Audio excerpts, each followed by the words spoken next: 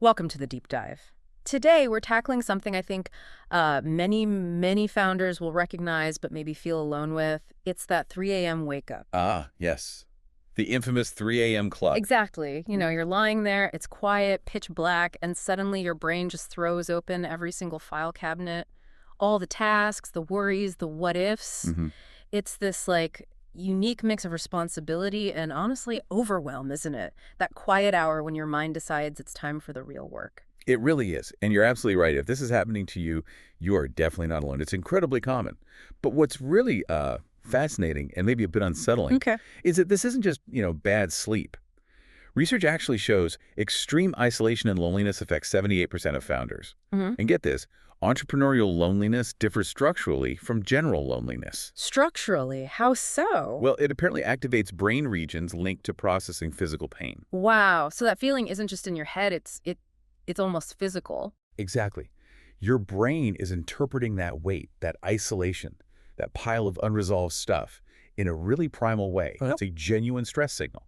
The mental load is hitting overload. Okay, that lands hard. Loneliness as a physical stressor. So let's dig into that. Why 3 a.m.? Why does the brain go into emergency mode in the middle of the night? Yeah, it's a great question. It really boils down to a couple of key things: cognitive overload and decision fatigue. Right, I've heard those terms. For founders, it's not just making choices, it's the weight of them. Each choice feeling potentially make or break. Yeah, the stakes feel incredibly high. Constantly. It's a constant barrage of critical decisions, day in, day out. And that, quite simply, leads to massive mental exhaustion. It's like your brain is running this ultra marathon. But never gets to the finish line. Precisely. It never truly feels done. So how does that translate into the 3 a.m. wake up? Well, this relentless pressure creates something psychologists call metacognitive overload. Okay, break that down a bit. Basically, you're not just doing the work. You're constantly thinking about the work, evaluating it, assessing risks, predicting outcomes. It's like running extra analysis software in the background all the time. Even when you're trying to sleep? Especially then, sometimes. Yeah. It's a double load doing and managing the doing. And biochemically, we see it. Studies show entrepreneurs maintain elevated cortisol levels, that's the stress hormone, even during vacations. Seriously, even on holiday? Yep. It signals the brain is stuck in this sustained stress response.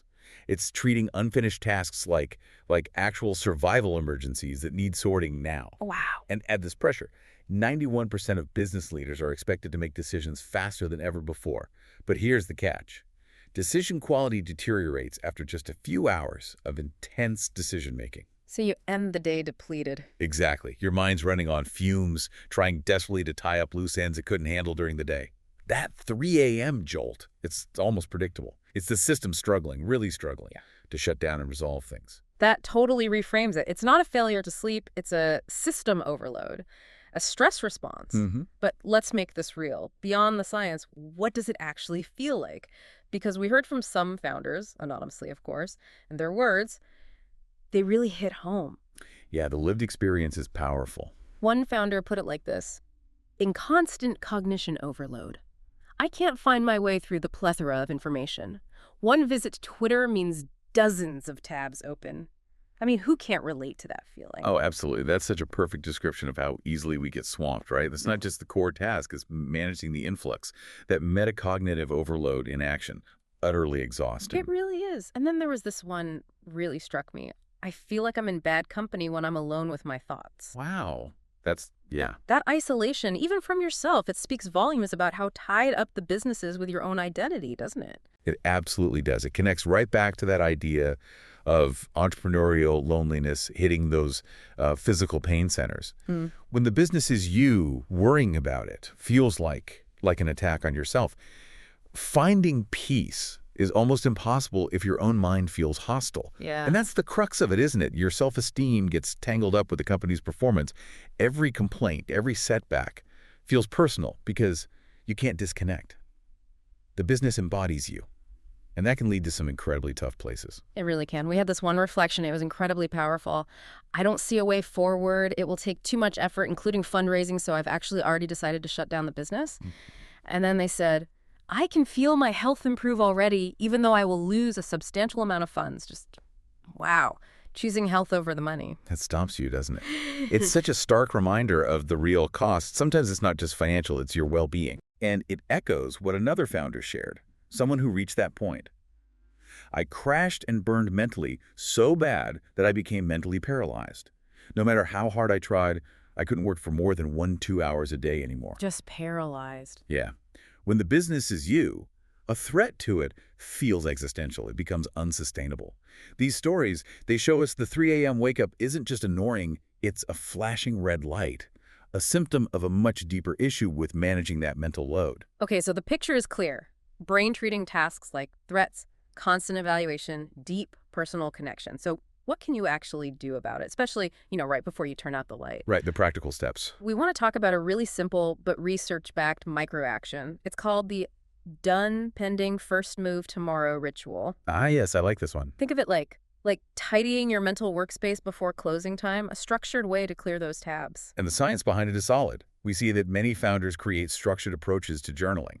They do it instinctively almost, to fight that daily uncertainty and fatigue. Right. This specific ritual, just taking a few minutes, seriously, that's all it takes. Write down, what did I get done today? What's still pending? And crucially, what's the very first move I'll make on one key thing tomorrow? That first move part seems important. It is, because it tells your brain, okay, I know where to start. The whole process basically externalizes those racing thoughts. Yeah. You're creating, like, a mini report for your brain. Giving it permission to switch off. Exactly. You're signaling this is acknowledged, it's parked, you can rest. By actively processing this before sleep, you drastically reduce your brain's urge to chew on it at 3 a.m. Combine that with even short digital detoxes, just putting the phone away an hour before bed. Good luck with that one for founders, but yeah, I get it. Haha, I know. But even small breaks from screens help. It removes that constant stimulation.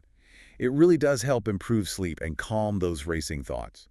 It's giving your brain the off signal it needs. A mental off switch. I like that. It's concrete, not just wishful thinking. Okay, so this nightly ritual is powerful, definitely. But it also feels like one piece of a bigger puzzle, right? Building resilience to stop those burnout spirals before they even start. Absolutely. Think of it as a foundational habit.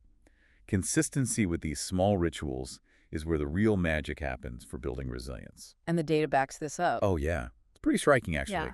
Founders who address burnout symptoms within the first 2-3 months show 85% higher recovery rates. 85%. Wow, that's huge. Early intervention is key. Massively. It's catching it small. And the basics, they matter more than we think. Getting 7 to 9 hours of quality sleep enhances focus and problem-solving abilities. That's not fluff. That's better decisions, better strategy, tangible results. Okay, but let's be real. Founders are stretched. What if 7 to 9 hours feels like a fantasy? What then? That's totally fair. And that's where active rest comes in. We're not talking marathon training here. Short walks, a bit of stretching, even just a few minutes of focusing on your breath. Micro break. Exactly. They reduce muscle tension, they increase circulation, and that promotes mental clarity, even tiny bursts. And sure, regular exercise helps manage stress and improve sleep quality overall, but don't underestimate the power of just stepping away for 5 minutes. Okay. And what about the tasks themselves? That feeling of being buried? That's where the micro-steps approach is brilliant. Take a monster task like fundraising. Just thinking about it can trigger the 3 a.m. spiral, right? Totally. But break it down. Make the first step tiny, super clear. Research 3 potential VCs tonight. Or draft the first paragraph of the summary. Making it less intimidating. Precisely. You bypass inertia, that feeling of being stuck. You build a little momentum. It signals to your brain, see progress. It stops things piling up into that huge cognitive mountain. So it's not about somehow finding more time. It's about managing the energy and the mental load smarter. Giving your brain the right signals. You got it. These aren't nice-to-haves or signs of weakness. They're essential tools for sustainable leadership. This is about long-term performance. Because ultimately, well-rested, balanced entrepreneurs make better decisions and build more sustainable businesses. yeah. Period. It's not just self-care fluff. It's a fundamental strategic advantage. Investing in this stuff, one of the highest ROI activities a founder can do. That's a really powerful way to frame it. So as we wrap up this deep dive, just remember, the founder journey can feel incredibly lonely sometimes. But these challenges, especially that 3 a.m. brain buzz, it's a shared experience.